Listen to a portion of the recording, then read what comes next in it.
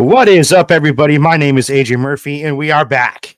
We're back in the studio. We are back live here on StreamYard, and we're ready. It's the Thursday show, and we're ready to bring on those San Francisco 49ers. It's week 7 already. Holy shit, guys. I mean, time just flies when the NFL season pops up because, you have 3 weeks where games are happening. You got the Thursday start. You work it through Monday. You get 2 days off, and then we're right back at it with another week. So here we are on a Thursday, and we're ready to preview this Monday Night Football game between the Vikings and the 49ers. So I hope you guys are ready for this because it's going to be a good show. As always, we are sponsored by our friends at Underdog Fantasy. Underdog Fantasy, guys, we've been saying it all year. If you're not on the Underdog Fantasy train, you need to get on them because they do some great stuff. Underdog Fantasy, they wail and they crush it. And if you're my God, I can't speak. If you're a smart sports person and you haven't tried any of these games yet, but specifically Underdog, you're asleep, man. So Underdog Fantasy in their Pick'em game. Just pick higher or lower on your favorite or least favorite player stats, and you can win up to 20 times your money in a single night. Underdog keeps it super simple with their easy-to-use website and mobile apps.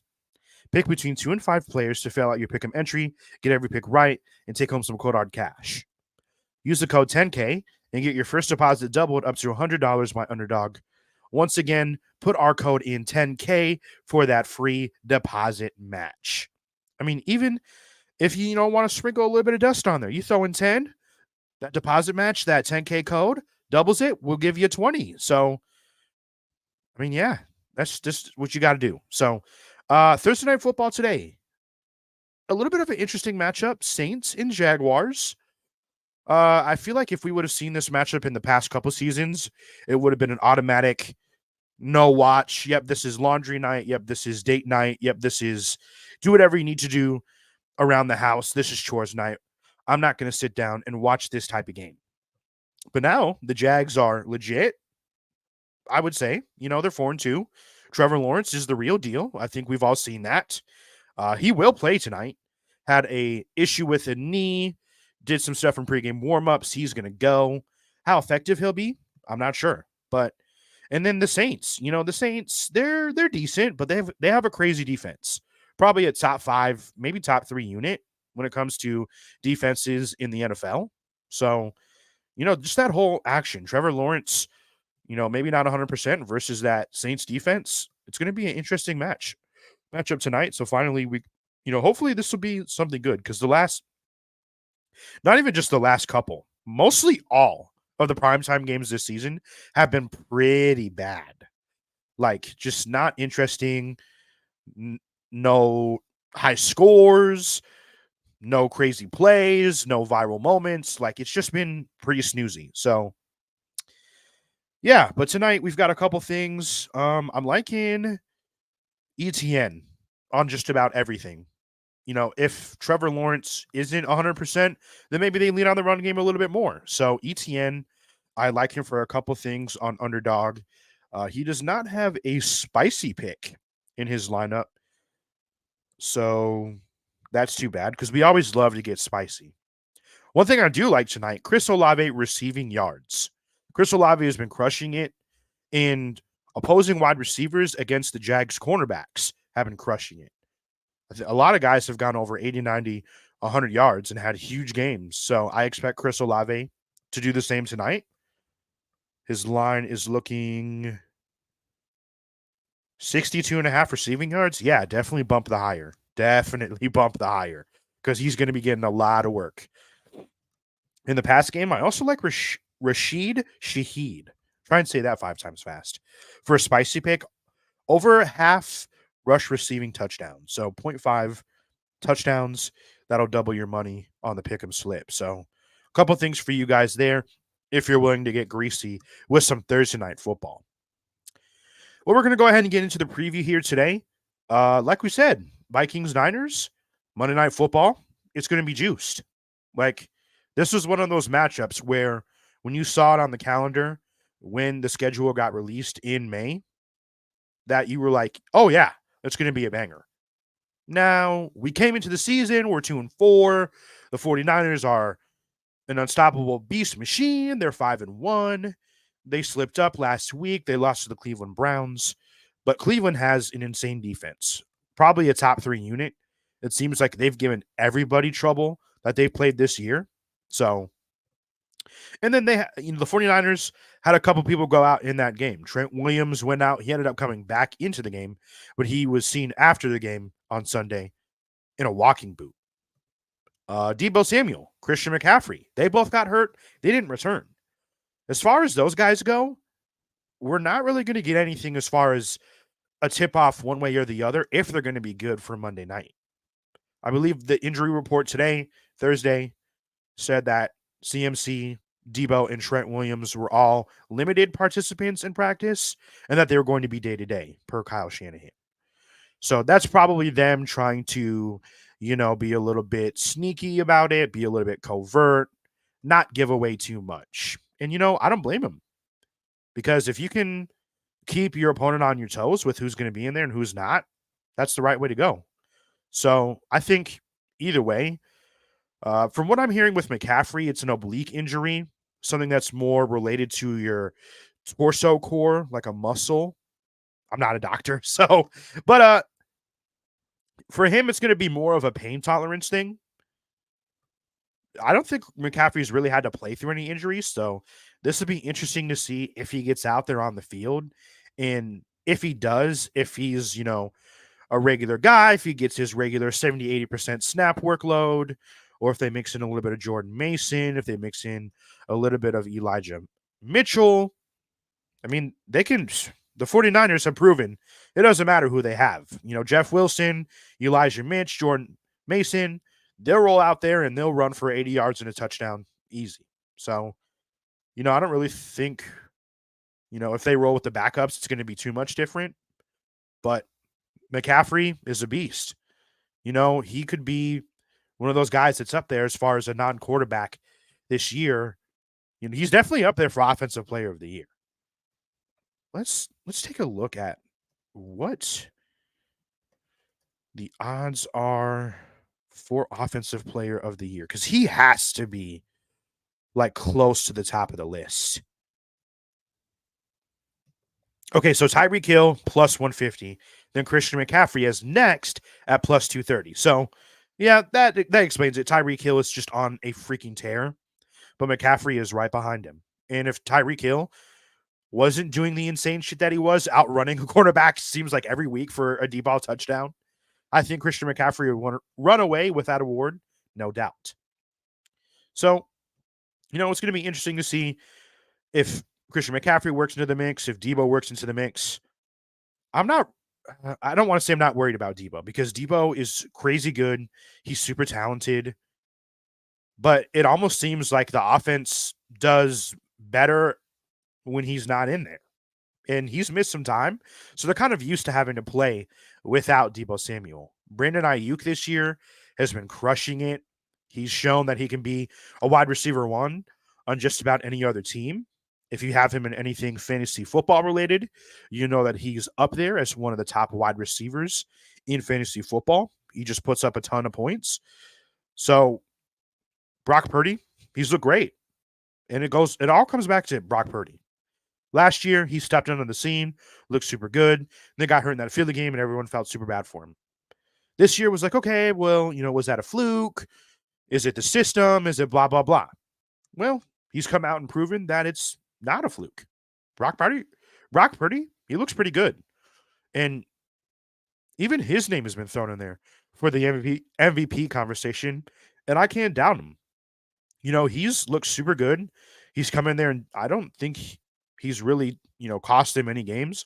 Last week, he looked pretty rough, but quarterbacks are going to look pretty rough when you play the Browns. So my boy Mike Brown says, can the boys get some pressure on Purdy? And that's going to be the huge thing. I think a thing that works into that is if Trent Williams is playing or not. Because if Trent Williams ain't playing, this might be a slugfest. We might be able to run some stunts, get some blitzes cooking, get some double A gap shit working, and really mess with that brain of Brock Purdy's and get him to drop way back, get some deep sacks, maybe a little bit of turnover action, tip ball, interception. He throws it up. He doesn't seem like he's that kind of guy, but when you got things going on in your face, sometimes you tend to overreact. So I am worried about how this pass rush, geez, is going to work out with Marcus Davenport being out. Marcus Davenport just went on to the IR. So another one bites the dust. And, we talked about it. He's played super well when he's been in there. He's a guy that when he's on the other side of Daniil, it seems like things are working out. He had a crazy game in his debut against Carolina. He had a sack against Kansas City. Wasn't super effective last week, but ended up getting hurt.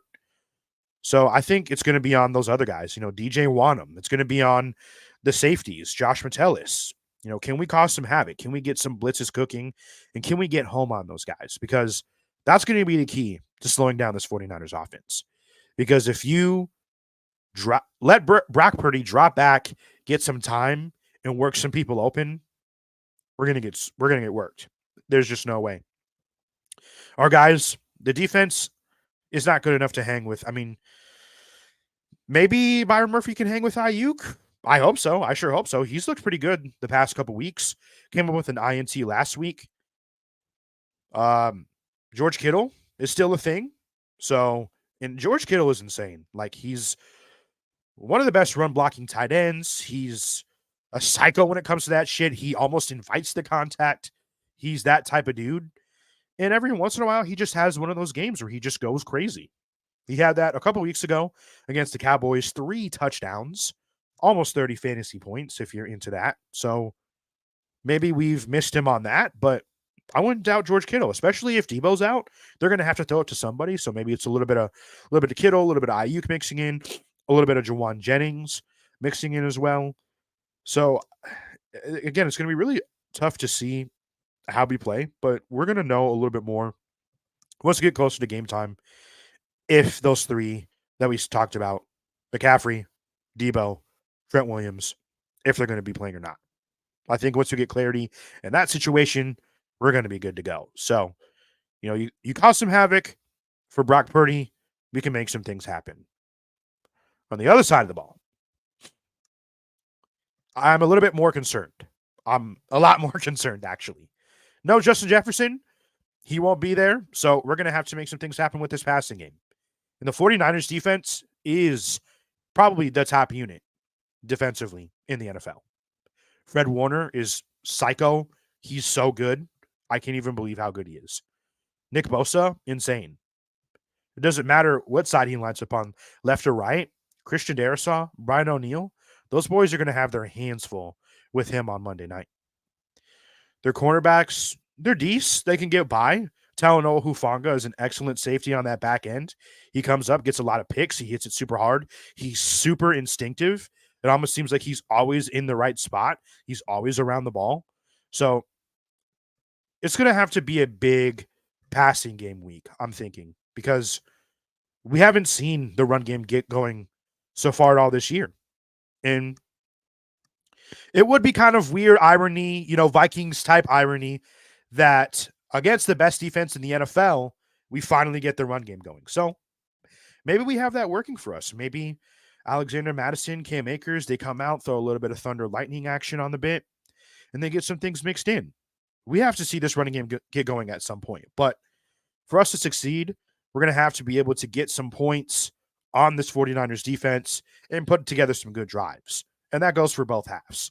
You have to start out hot and you have to finish hot, because these guys, they get it done. Cam Akers needs more touches, says my boy Mike Brown. I totally am with that. Last week, Cam Akers only had like 3-4 touches. He had a run of 8 yards. He's got that speed pop to him. He's good in the passing game. And not that Madison isn't, but it seems like Madison really only gets those dump offs and specific screens tailored to him in the backfield. So I don't know. I mean, it's going to have to be a big Jordan Addison week. It's going to have to be a big TJ Hawkinson week. Maybe it is. We're going to have to see them get going a little bit. TJ Hawkinson's going to have to carry us. He's the best tight end in the NFL as far as pay rate goes. Don't quote me on that because the best tight end in the NFL, I don't know. He's probably up there, but top 3. But yeah, I mean, this offense, they're going to have some answers for this defense. Otherwise, it's just not going to work. And Kirk's going to have a good game. You know, the first couple weeks, he was throwing for over 300 yards. He was averaging like 340, 350. The last 3 weeks, he's barely averaging over 200 yards passing. So for the Vikings to succeed, we're going to need Kirk to have a big game as well. And we can't have him get sacked. We can't have him make dumb interceptions. We can't have the strip sacks happen. Kirk has to play pretty much a perfect lights out game for us to beat the 49ers defense. It's just how it has to go. So not too much to say on this one. I mean, the 49ers, like we talked about last week, they're super good. And when you looked at the schedule, I personally always circled this one as a loss, whether or not, we had people missing with injury. But now that we're missing Justin Jefferson, I don't know if I see a way that we get it done. It's going to have to be a complete effort on both sides. You're going to have to get lucky. If the 49ers make some dumb mistakes, they give away the ball, you have to go down and get scores. And maybe this is the week where you don't get cute with the trick plays. Maybe this is the week where you don't get cute on 3rd down and 4th and 1. Like, just kick those field goals. Like, we need points. If you can give yourself a chance at the end of the game to knock these guys off to make a drive, maybe it's there. So, maybe this is the game that we're sitting on with Jordan Addison where, he's kind of been ramping up. He's getting more snaps. He's getting more of the target share, obviously, with Justin Jefferson out. Maybe this is the week where he breaks out for good and he just solidifies himself as a dog. We got to see it because, offensively, like I said, the run game, there's been nothing there. And they keep leaning with Madison. I think at this point you have to go both guys and maybe give Cam Akers a little bit more work because he's shown that explosive get to him. Like, I don't know. I just don't know, like, is he not worked into the system 100%? Like, is there still some things that he's not picking up? Like, do they not trust him in pass protection? I don't know what the deal is, but he needs to be out there getting more touches. A lot of people have been saying it. I've been saying it on this show since he jumped on, since we traded for him. Like, we need to get him worked in because having that running back by committee and being able to keep defenses on their toes, off balance, when you got 2 guys that are working and doing well, it's just going to make things a lot better. So, as far as the score prediction, man, all right, here, I'm going to give you 2 score predictions. We're going to do one if the Vikings win, and we're going to do one if the Vikings lose. Just because I'm a real Vikings fan. Like, I'm not going to sit here and feed you the purple Kool-Aid. Like, I'm going to give it to you straight. I don't know if the Vikings are going to win. This is a game that I thought all along that we would lose, even with Justin Jefferson. So, losing score, 49ers 30, Vikings 20. They cover the spread. Niners are favored by 7 on the road. They get that done. If the Vikings win, I think it's going to be pretty low scoring. As far as the score, I think I'm going to take Vikings 27, 49ers 24. We get them to kick a field goal to keep him out the end zone a little bit. The 49ers, they can run up some points. They ran up 40 on the Cowboys, who have a decent defense. They can just get it done. So you have to be able to stop this machine. You have to be able to stop Debo, McCaffrey, and all those guys. And it's going to be a big ask. But if you get a couple turnovers, you get some things to roll your way, you get the special teams humming. Ryan Wright has been brilliant all year. So hopefully this is a big game where Ryan Wright can pin him back. We get the defense to, it's going to be juiced in there. Monday night games at US Bank Stadium, if you guys have ever been, they're amazing. I try and go to one every year. Not going to be at this one. I've got tickets to the Bears game, but that one might get flexed out, so that's going to suck. But yeah, night games at US Bank Stadium, they're so much fun because the lights are on bright. Everyone's watching us. We're a standalone game. You can see all the lights from the buildings outside the window looking towards Minneapolis. It's the best. Like, there's nothing like it, honestly. So I think it's going to be juiced up, that crowd. But like I said, the Vikings offense, you got to start quick because if you lose that crowd against a team like that, it's not going to happen. So, yeah, I mean, I don't know. I'm feeling kind of toss up y. I don't know. Last week when I was watching the Browns beat the 49ers, I was like, oh, yeah, we're so back. We're going to beat them, blah, blah, blah, blah, blah. They're out, hurt. Now, as I go into it, I'm like, maybe not be that optimistic. But, yeah, it's going to be a good game. And we're finally getting a Monday Night Football game at home. It's been 4 years, almost 4 years. 2019 against the Packers, before the pandemic, was the last time that the Vikings had a home Monday Night Football game. ESPN, they hate Minnesota. They don't give a fuck about us. They straight up don't. So hopefully we can win and give them a reason to keep coming back. For AJ Murphy on the postgame show, thank you guys for watching. Thank you guys for listening. Skol Vikes. We will catch you after the game on Monday night to recap what we just saw. Hope y'all will join us.